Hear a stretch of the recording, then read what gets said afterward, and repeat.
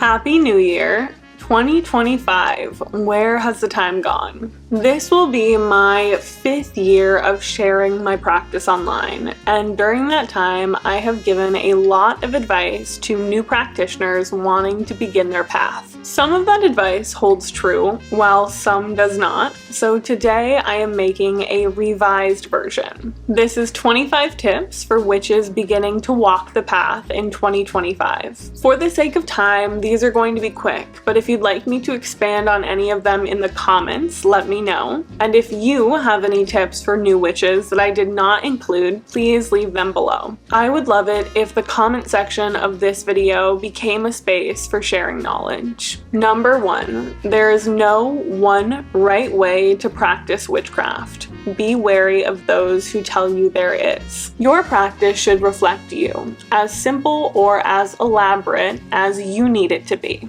Don't force what isn't authentic to you. Witchcraft doesn't have to be separate from everyday life. Cleaning, cooking, tending to plants and pets can all be magical acts if you do them with mindfulness. My practice is my everyday life. I don't have any extra time to add more on top of that, so I take the things that I am already doing or have to do and I make them magical. I make them part of my spiritual practice.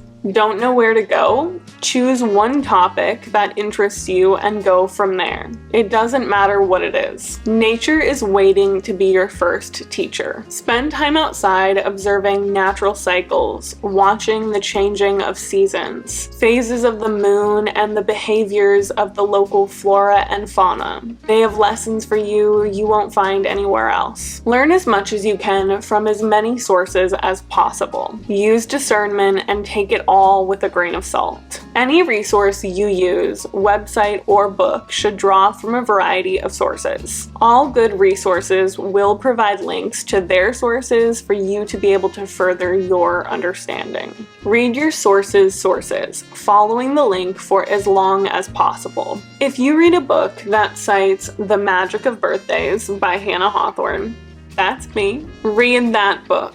Then see the sources in that book and read those too. Get as close to the original idea or text to make the most informed decision for yourself. Look to both magical and mundane sources. Some of the best witchcraft information comes from the most unlikely, unmagical sources. If individuals are sharing information online, ask them for sources for more information about what they're sharing. This is not impolite. If someone presents themselves as a teacher or an expert about a certain subject online, providing resources should be an expected part of the conversation. If they are unable to provide those, it is likely they're confusing their own personal experience with historical context. In the craft, we call this UPG, Unverified Personal Gnosis, which is valuable but shouldn't be presented as historical fact. The information you see online was created to be shared with the masses. A creator's top priority is usually to make their content easy to understand and have the possibility to go viral,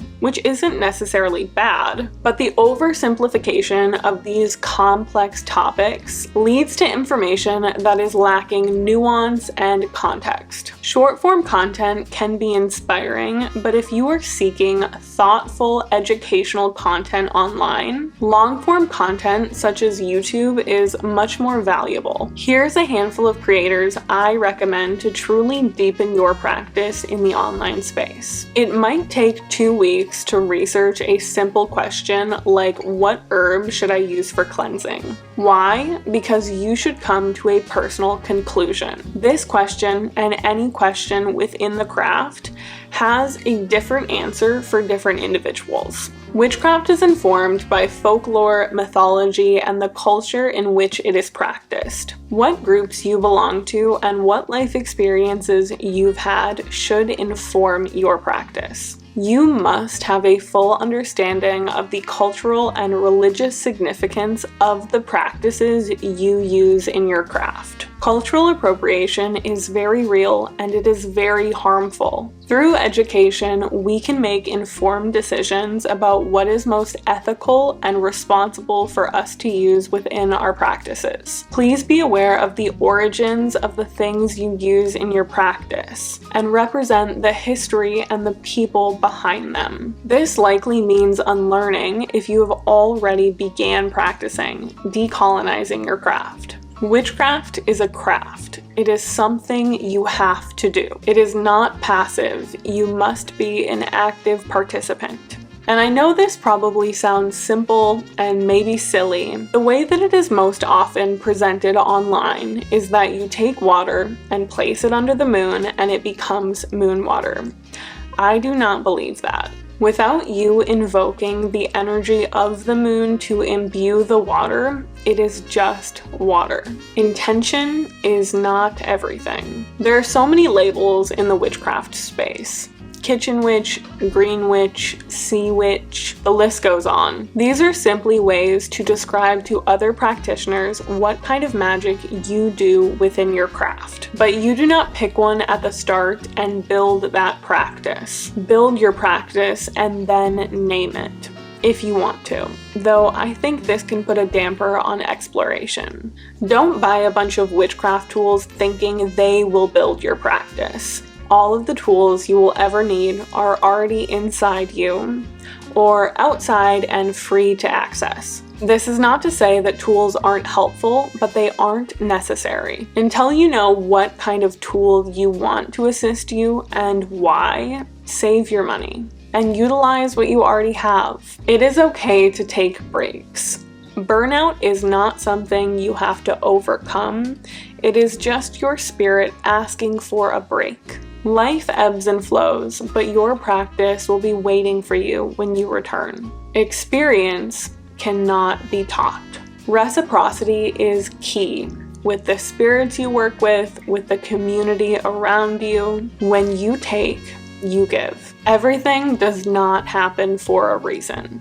That is spiritual bypassing, and it is harmful. Community is everything. Historically, witches have gathered to share knowledge, support each other, and work collectively. People need people.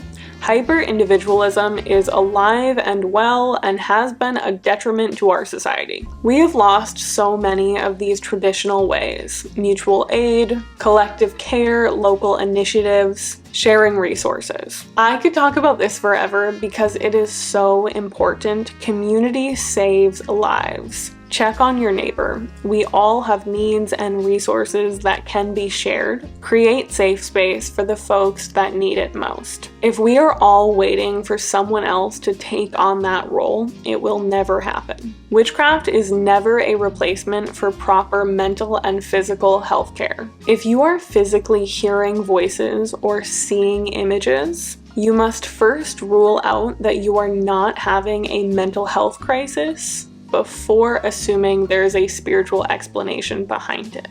You do not need to believe in deities the way you see it presented by others, or even at all. I see deities as personifications of nature, not conscious beings. But I do believe that divinity presents itself to us in whatever way makes the most sense to the individual. It is vital that you deconstruct your previous religious or spiritual beliefs, especially if you have religious trauma. And finally, 25, witchcraft is a lifelong path. It is not a race and there is no destination. If you're doing it right, you will never be done learning in your practice. Life is constantly in motion and therefore your practice is constantly in transition. Allow your practice to change as you collect new life experiences. Growth is never embarrassing. Those are the words of wisdom that I would want to know if I was beginning my practice today.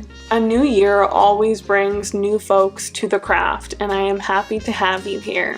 And whether you're new to the craft or been here for some time, I have quite a lot of videos for you to watch if you're still seeking inspiration. That is all I have for you today. Thank you so much for watching. Beyond commenting your tips down below, if there's any videos that you would like to see from me in 2025, let me know. I'm very excited and inspired to keep creating here another year. Until next time.